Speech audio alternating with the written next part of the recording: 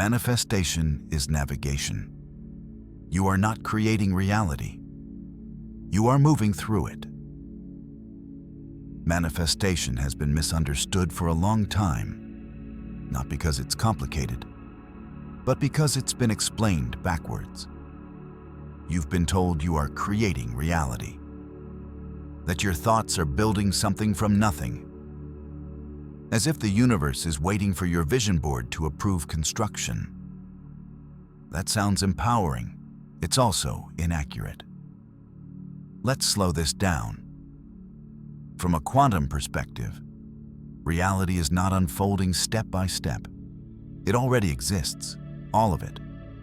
Every version of your life, every outcome, every identity you could ever occupy exists simultaneously, like pages in a book that has already been printed. Nothing is being generated in real time.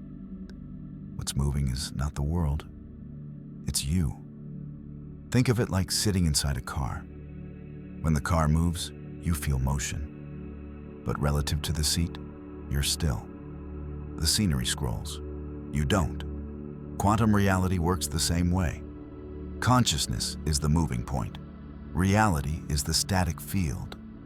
Time is not creation. It's traversal. This is where the flipbook metaphor matters. Reality is a flipbook made of complete configurations. Each flipbook contains a full version of you. Your habits, your body language, your speech patterns, your fears, your desires, your environment, your social feedback, all bundled together. You are not flipping pages randomly. You are locked inside one flipbook at a time. And here's the part most people miss. You cannot escape the rules of the flipbook you're in. Inside your current flipbook, certain behaviors feel natural, others feel forced. Some habits stick effortlessly, others decay no matter how hard you try. This is not a discipline problem, it's a container problem. If a habit does not exist inside this flipbook, you can force it temporarily, but it will collapse. If an identity does not exist here, you can perform it, but you cannot stabilize it. This is why motivation fades, why habits regress, why identity snaps back the moment pressure lifts. Dark humor moment. You're not failing at change. You're attempting illegal behavior inside the wrong reality set. And reality always enforces its rules. Manifestation, then, is not about effort. It's not about trying harder, or visualizing louder, or affirming with better lighting. Manifestation is navigation. It is moving from one flipbook to another, where the life you want already exists as default. You don't remove bad habits. You exit the flipbook that contains them. You don't install good habits. You enter a flipbook where they are native. Same you, different configuration. This is why change feels effortless when it's real, and exhausting when it's fake. Because effort means you're fighting the container. Navigation means you changed it. Next, we'll define the structure of a flipbook precisely. What makes one stable? What makes another inaccessible? And why consciousness can only move where coherence allows. Once you see that, manifestation stops feeling mystical and starts feeling obvious, almost annoyingly obvious.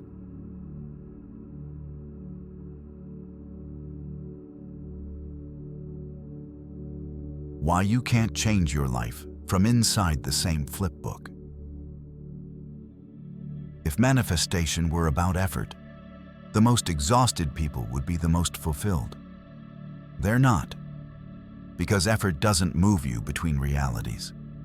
It only shakes the furniture inside the same room. Let's get precise.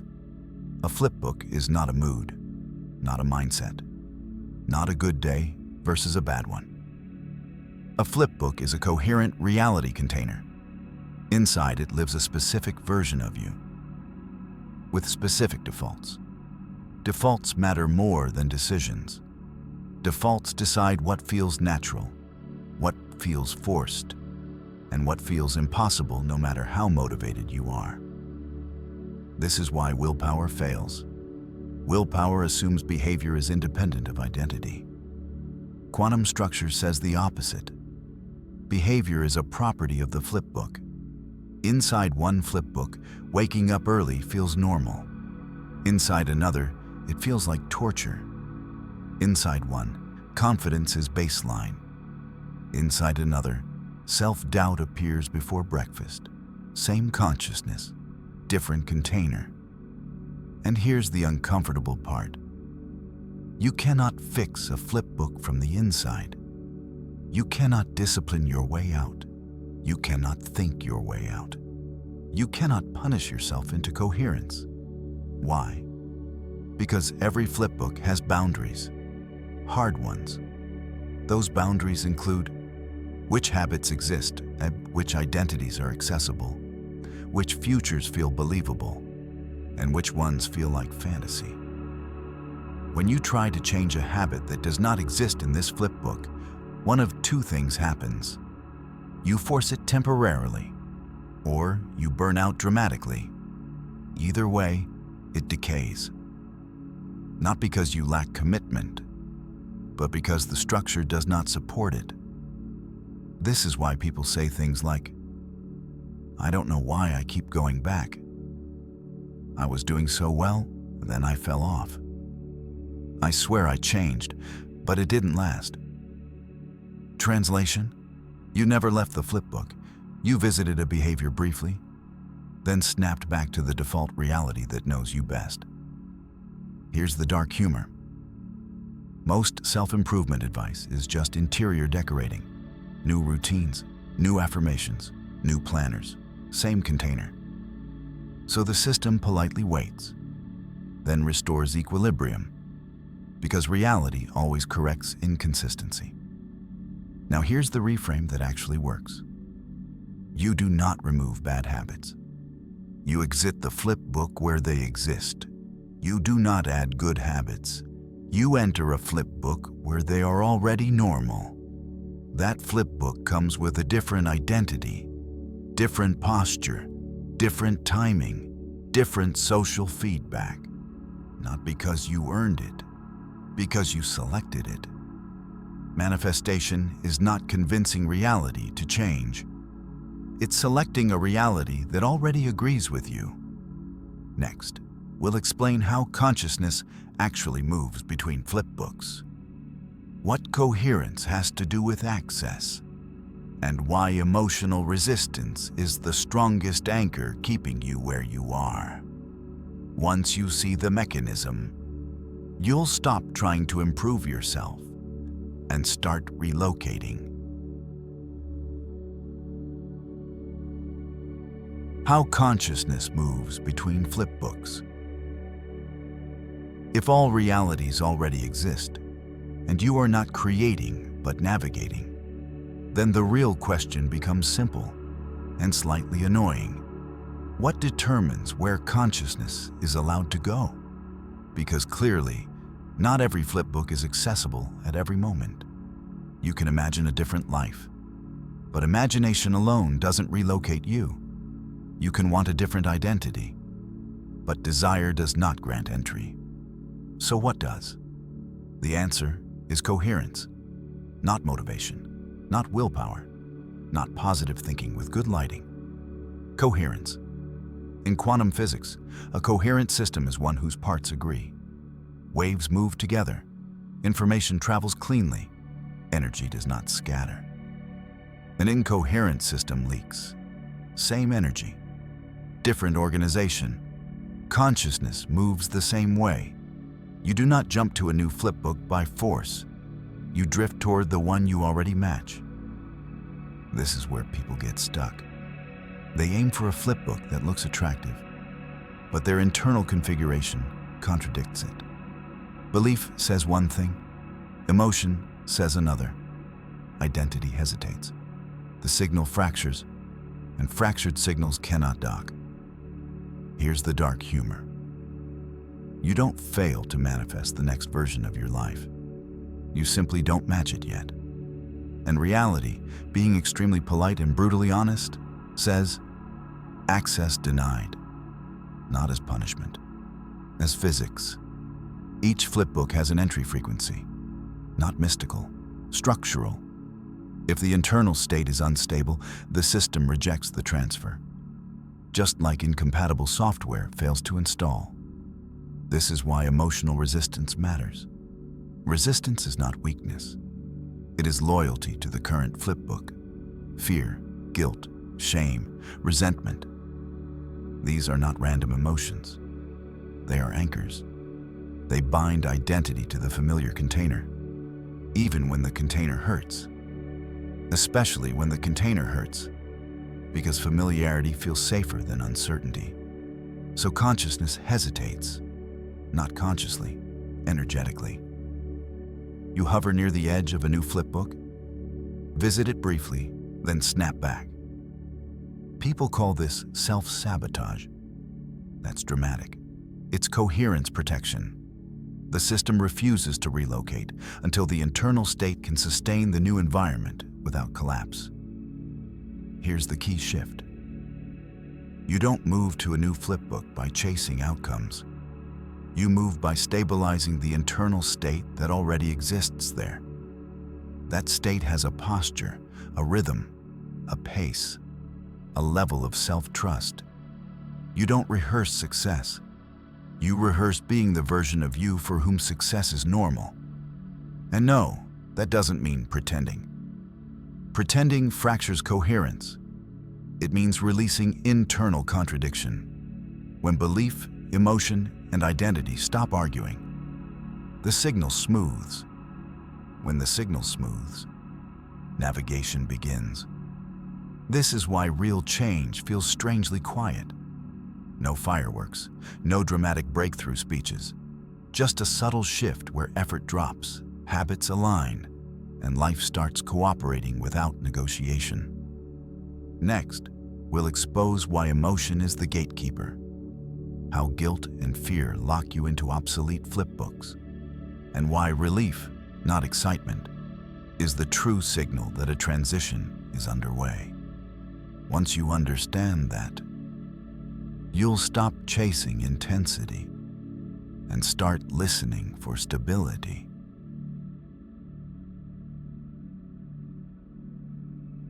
Why emotion is the gatekeeper.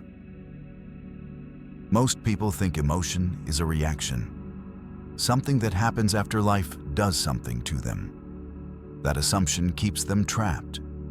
Emotion is not a reaction. It is a permission signal. In the flipbook model, emotion determines whether consciousness is allowed to move or required to stay put. This is why emotion always feels urgent. It's not drama, it's function. Fear, guilt, shame, resentment, these are not random feelings. They are binding agents. They glue identity to the current flipbook, even when that flipbook is painful, even when you say you want out. Here's the uncomfortable truth. The flipbook you're in is the one your nervous system feels safest inside, not happiest. Safest. Safety is about predictability, and emotion enforces predictability. Fear says, don't go there. Guilt says, you don't get to leave yet. Shame says, stay small, stay known. Resentment says, remain tethered to the past. These emotions are not malicious. They are conservative. They protect continuity. From the system's point of view, continuity equals survival. So when you approach a new flipbook, one with unfamiliar rules, higher coherence, greater freedom, emotion tightens, not to punish you, to prevent destabilization. This is why people get anxious right before things improve. This is why excitement often collapses into dread. This is why almost changing feels harder than staying stuck. You're not sabotaging yourself. You're encountering a gate. Here's the dark humor. People chase excitement thinking it's a signal of alignment. It's not. Excitement is unstable. It spikes. It crashes. The emotion that signals a real flipbook transition is far quieter. Relief. Relief means resistance has dropped. Relief means the nervous system is no longer bracing. Relief says, this is safe enough to inhabit. That's when navigation happens. Not when you feel intense. When you feel settled. This is why forcing positivity backfires.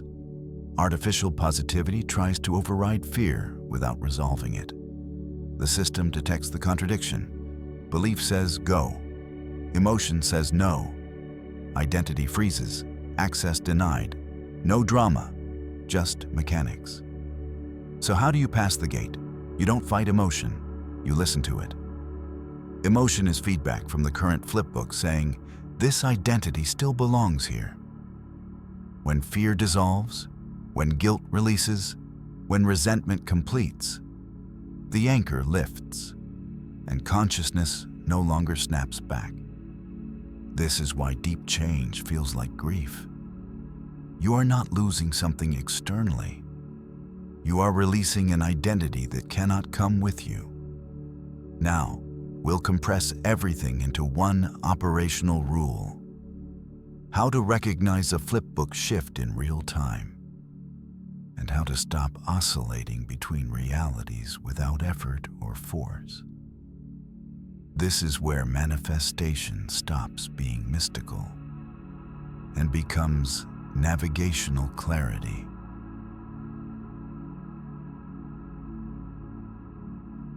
The only rule that matters. If you forget everything else in this series, remember this one thing. You do not move to a new life by wanting it.